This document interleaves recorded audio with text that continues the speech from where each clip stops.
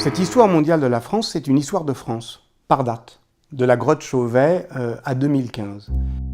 Évidemment, le grand récit national, c'est terminé. En cela, elle peut être dite mondiale, cette histoire, simplement parce que, au fond, comme n'importe quel pays, la France, pour la saisir, pour la comprendre, il faut la comprendre dans son environnement. Et en même temps, la France, comme n'importe quel pays, s'explique par le monde, mais c'est pas tout à fait aussi n'importe quel pays, et elle a une grande explication avec le monde.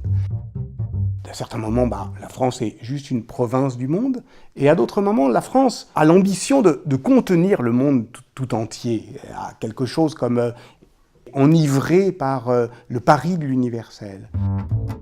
J'avoue que je suis assez fier de cette aventure collective. Oui, c'est bien de ça dont il s'agit. Peut-être qu'au fond, ce livre, c'est une manière de retrouver un peu de fierté à dire « nous ». Alors, nous les historiennes et les historiens, parce que ce livre n'est pas collectif par défaut, il est collectif par conviction. Nous avons voulu que cette histoire organisée par date soit aussi polyphonique.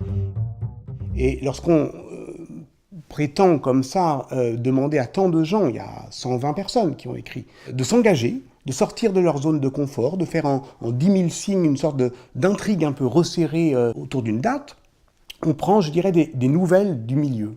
Et je trouve que les nouvelles sont bonnes parce que le milieu des historiennes et des historiens, a envie justement de s'engager, de s'adresser, de trouver des formes populaires, mais exigeantes, mais savantes d'histoire. C'est peut-être ça la vraie réconciliation entre l'histoire critique et l'art du récit.